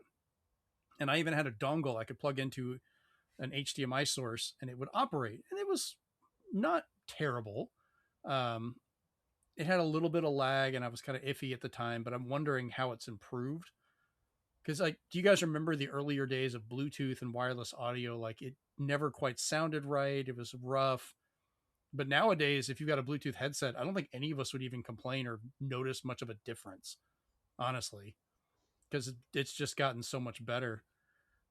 Has wireless HDMI gotten that good? I don't know. Like, have you ever messed with it? Yeah, I haven't really gotten able to like mess with it, so I have no idea myself. Neither have I. Couldn't say. I think we'll know that it's become a certain level of usable when like consoles come out with it as an option. Like if, it can have wireless HDMI and just gives you a dongle to plug into your TV and you can put your system in a different spot and not have to run that cable.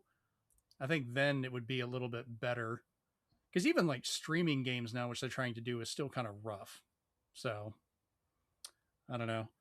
Do you got any more weird findings as you're looking, Steven, or are we moving on to the speed run here? Oh, there's a thing called eye polish, where basically individually you can put your nails into a little machine and instantly change the color via a selection of 400 shades from an app. So you just stick your finger in this weird looking box and it'll color your nail. Oh yeah, it's like I think I saw something about that. It's like false fingernails, which a lot of people get, but it can change the pigment color. Yeah, that's the music lollipops are supposed to be specifically more advanced because they're bone conduction versions. Like, how do you couldn't even use them more than once? Like, maybe make it where you can freeze them and use it as a popsicle stick. I could see that maybe it would still be a weird choice, but you get brain freeze.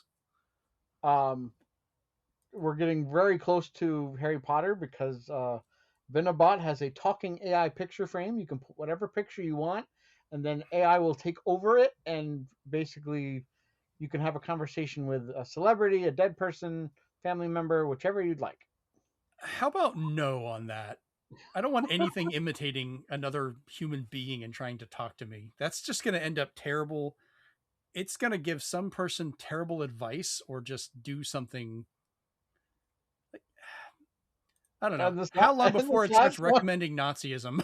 Like that this just. last one, I recommend everybody at least look it up so you can see what it looks like. Oh, God. But this thing is called Glide with a Y, GLYDE.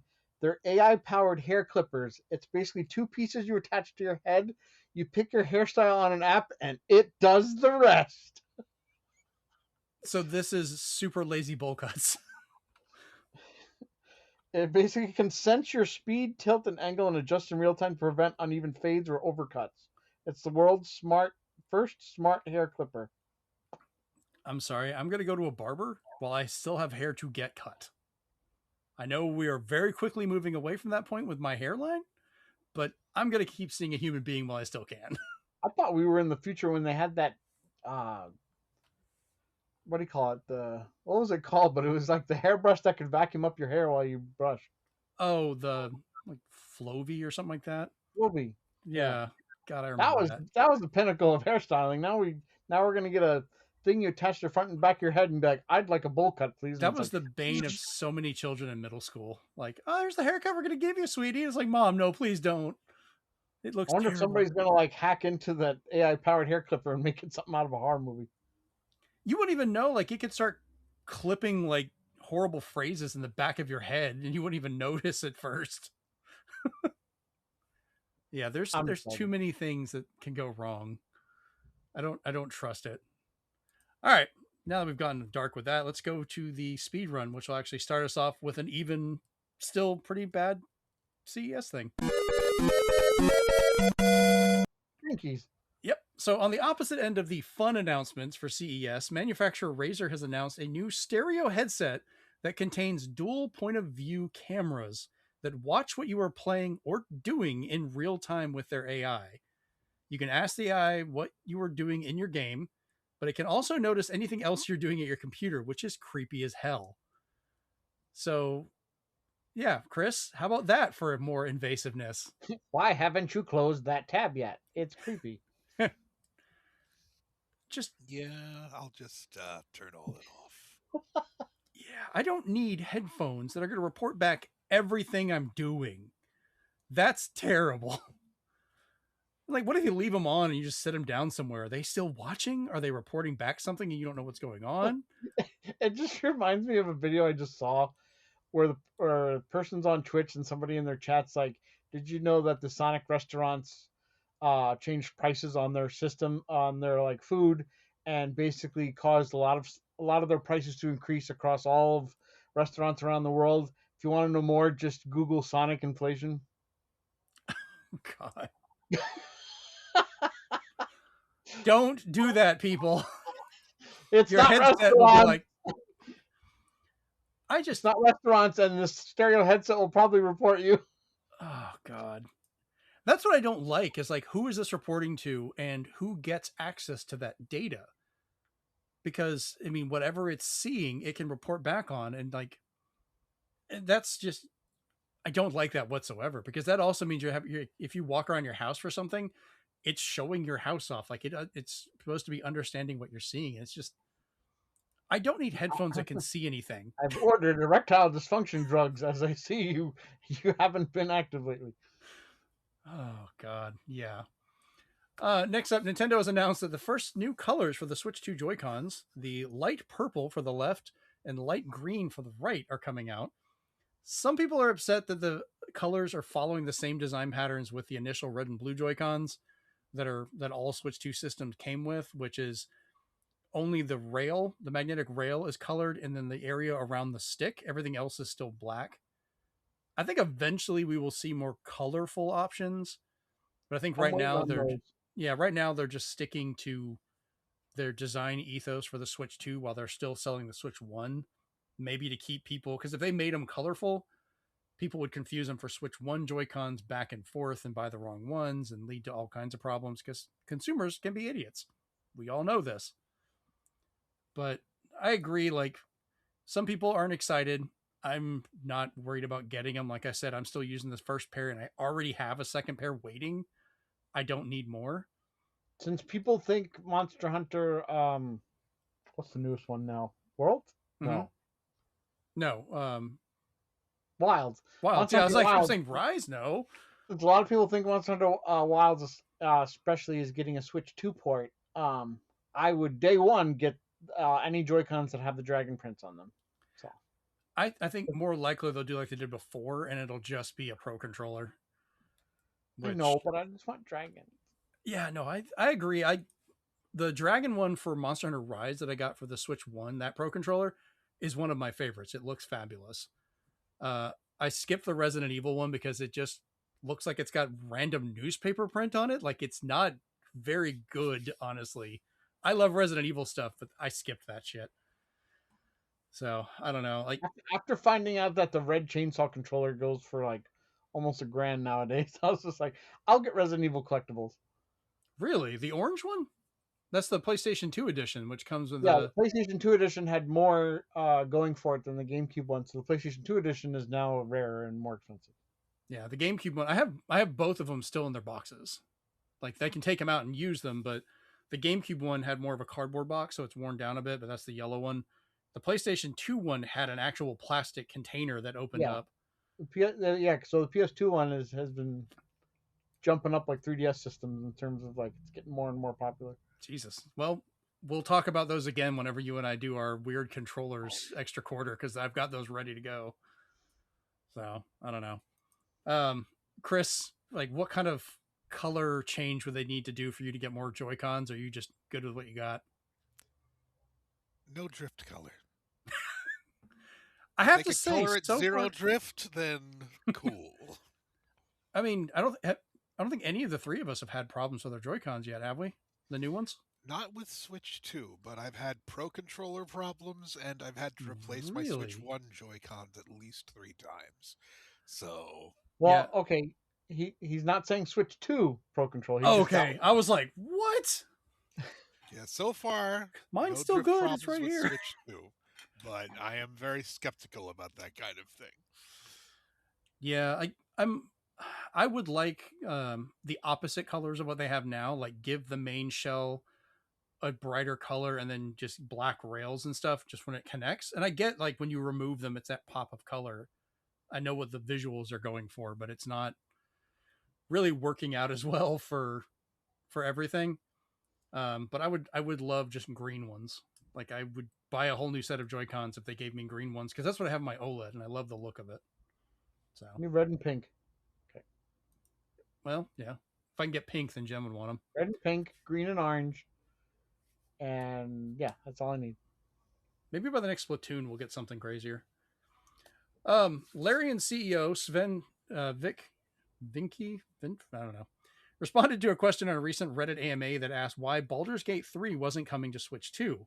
He responded that we would, quote, we would have loved to, but it wasn't our decision to make, which leans more towards Hasbro or Wizards of the Coast may have been the ones to block the potentially lucrative port. I mean, imagine it on Switch 2 if you could actually use mouse controls. Like, that would be great. Please don't come at me for anything else. I'm already being attacked. They did announce that there won't be any used in Divinity, at least Divinity, due to player feedback. Yeah, probably because a bunch of people canceled their orders. They're like, no, we're good. So, I don't know. I was hoping to get Baldur's Gate 3 on the Switch 2. And, you know, for those thinking, oh, Nintendo probably blocked it because of the nudity, go play Cyberpunk 2077. You'll get all the boobs and dick you can get. Like, they're all there. They did not stop that at all. So it's not Nintendo blocking anything. So, yeah.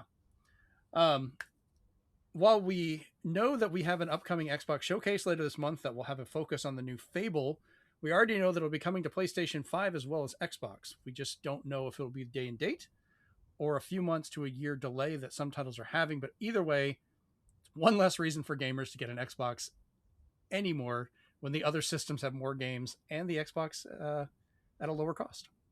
They've just announced that Forza Horizon 5 has sold over 5 million copies on PS5 and has made over $300 million for Xbox. That way, hopefully at the end of this year we can get Xbox Wrapped 2026.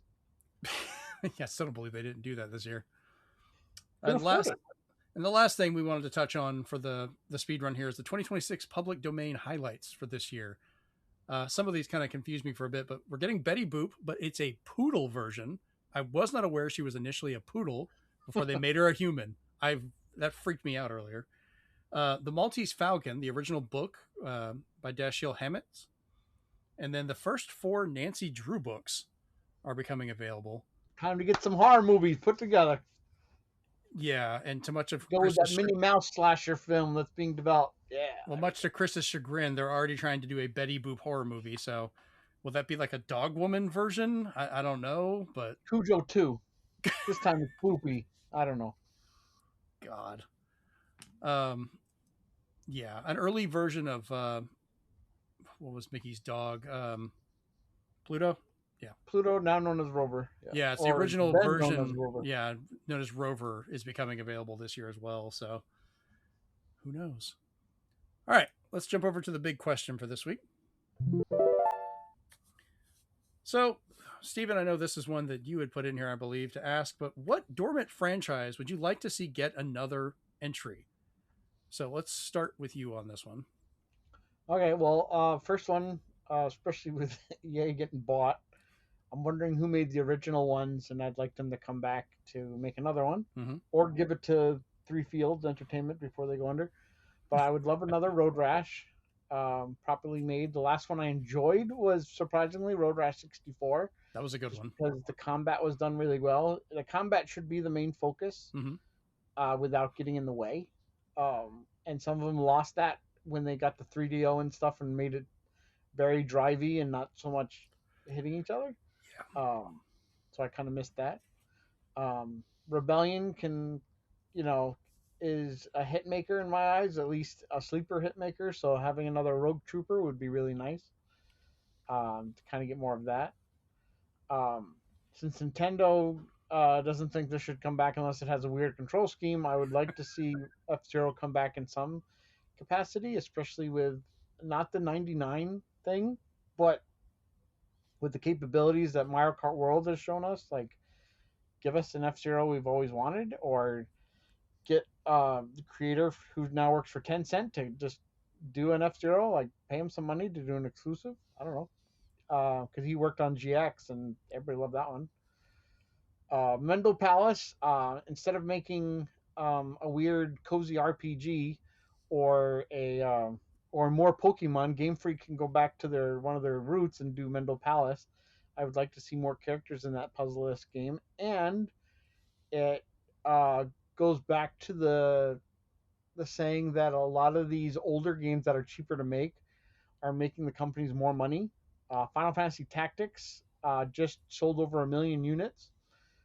So that's telling Square that their old stuff repackaged with tweaks and quality of life improvements are very welcome. So it would be welcome to have any of these. And lastly, because, the way it ended, I would like to know more. I would like to kind of have finality to the whole story, or at least get the voice actors back before they pass away. And that would be another Snatcher. No, Kojima, we don't need your input at all. You can go to hell. Damn. All right. Chris, what about you? Well, since we're talking Square, I'd probably add Chrono Trigger to that. I would love to see another one of those. Okay. But aside from that, I'd love to see Dynamite Heady again, because that was a really fun game. Yeah. Silhouette Mirage, but still in 2D. And of course, another Darkstalkers. I will always pine for that game. And Bonk, if someone could just bring Hudson's properties back. Yeah, I got to see who actually owns those now. I'd looked into it a little while back, but I don't remember who it is off the top of my head. Speaking of Darkstalkers, did you ever find a nice place for those statues or the little mini ones I got you? I'll probably find a good place for them soon. What I have to do is pretty much move the shrine around so that the books don't fall. So I'll see what I can do. They are bookends, so I might use them that way. But thank you again. They were bookends, really? I did not Yeah. realize that. I thought they were just like little mini busts. Damn. I know They're one of them very you got to heavy. fix the hair on it. Okay, cool. Well, that's good. All right. So for me, the series I was looking into that I would like to see continued, Chibi Robo. Like, I absolutely love the GameCube release. My wife was a big fan of the DS one. I didn't play it as much, but she really liked that one as well. The Zip Dash was kind of a interesting side scroller, but it's got to be 3D. You can't. yeah, 2D Robo. it was an interesting idea, but it didn't stick with it. But like, I would love to get a new Chibi Robo, but like, you could expand it so much now where like maybe he's working in an apartment and you're having to go around the different places, like you're a maintenance person for the apartment and work on things, and you can have more characters to interact with, and you know how neighbors interact with each other and stuff like that. Like, you could Have a cameo by Mr. Mosquito. That would be, yeah, that's popping in from Namco, but it'd be hilarious. Another one I'd love to see for a multiplayer aspect on pretty much any system is Gauntlet Legends, and that version specifically. You know, we got a pseudo sequel version on like PlayStation 2, which was a lot of fun, but I would like a new one in that vein where it's the 3D walk around exploration type of Gauntlet, you know, that we just haven't had in a while. Because I still love going back and playing the N64 and the Dreamcast versions. They had a lot of fun classes with that one too. I would love if they re-released Midway Arcade Treasures for modern platform. No kidding. Gauntlet Legends, the N64 version, I would pay an extra fee to get that on Nintendo Switch Online just so I could play it with my friends, because that is such a great game and would be such a fit to be able to easily get online working again. Like that, along with game chat, like, come on, man. Make this happen, please. I don't know who's got the license for it, but do it. Yeah, I'll pay the extra money. I don't care. I mean, print money too. Yeah. If they make it as an actual release, I don't care if it's digital only, I'll buy it. Won't even care. Just give me some online. The next thing is, we got 2 games in this series already, and then Microsoft sadly closed down the studio, but I would love a new Mech Assault. Like, I do enjoy mech games, but even the newer ones get so technical about how they have to operate and move around. I loved the fun simplicity of Mech Assault, where you could just move the mech around the environment in a faster, more fun way without having to worry about like rotating the top and all that stuff. Like, it just played like a fun game. It was a good shooter, had a fun story. I'd like to see that continued. And then lastly, I just realized we never talked earlier about we completely skipped over talking about playing our game for It Takes Two, Steven. Sorry about that. We'll talk about it next time. Divorce. Yeah. I guess. But that was a game that was on PlayStation 2 called The Adventures of Cookie and Cream. You guys ever played this? That's one of my favorite games for PS2. My friend Remy introduced me to it. I had gotten it randomly, and then he saw it and was like, no, we need to play this. And I'd never played it before. Fantastic. Yeah, because you're basically playing together on the screen and having to work together and do stuff. A modern version of that, I think, would be a really fun take on the same stuff of what they're doing with like It Takes Two and series like that. If you could play it online with somebody, would work really well. It's really good for local multiplayer as well. Yeah, do not play the DS version. They removed any kind of co-op. Oh, I didn't even know there was a DS version. So I'm kind of glad I wasn't even aware of that. I got excited once because I found it, and I was like, oh, sweet, a sequel. No. At least, yeah, there's got to be some kind of multiplayer co-op with this, because that's half the design, is being able to work through the different parts of the game where you're having to help, or to help each other to get through it as you're doing it. Yeah, if you like that, I fully recommend looking for Robotic Alchemic Drive too for PS2. That is on my list, and I was actually hunting for that this week. Because it's rad. Yeah, RAD. Yeah, I've been looking for that one, and I have not found it yet, but it's on my list. I think it's like one of the only PS2 titles I've got listed as a look for it every time you go somewhere. Yeah, I have to limit how many games I put in that list because it just becomes overwhelming. So I whittled it down to a handful of like, these are what I need to find. And yeah, yes, if Chase is listening, Team Buddies is on that list. I do that to anything that needs another entry. So if I'm missing a Dynasty Warriors, I'm like, I still need 9 or something like that. But I have them all. But now I'm trying to get I'm trying to import my missing Romance of the Three Kingdoms, like for Oh, Switch. nice. And stuff. All right. Well, I think that was some fun answers for that one, but we'll go ahead and wrap up. Big question. Oh, healthy little episode. Next week, we will see if we're coming back with a show. I have to have dental surgery, so I may not want to talk because I think it's like the day before. So we'll see if Friday night, if I'm just like, just sitting here. We had the option, if you guys wanted to do the show, I could give you the stuff to log in and I could just edit it, Steven, but we can talk about that later if y'all want to, or we'll just take a week off. But beyond that, yeah, it's been kind of fun. Usual stuff. Find us online. If you can leave us likes, share the video or the audio edition of it, leave us a review. That helps a lot. Leave comments. That gets us interacting with you and also tells YouTube and other stuff, hey, people want to watch this, so go for it. But yeah, beyond that, just find us, talk to us on our Discord. You can find all that over at zenspath.com. It's the easiest way to locate us. But I've been your host, Jeremy Powers, joined once again by Steven and Chris. And we're out. Peace. Time to pre-order those AI hair clippers. With what hair, Steven? This has been a production of the Zenspath Entertainment Network podcast by the staff at zenspath.com. The show is created and edited by Jeremy Powers. You can find the video edition of the show on our YouTube channel at ZenspathCom. The audio edition is located wherever you find your podcasts. Links to all versions of the show, as well as to our Discord where you can talk with us directly, is located at www.zenspath.com. Please leave us a like, thumbs up, comment, and review where you can to help us grow.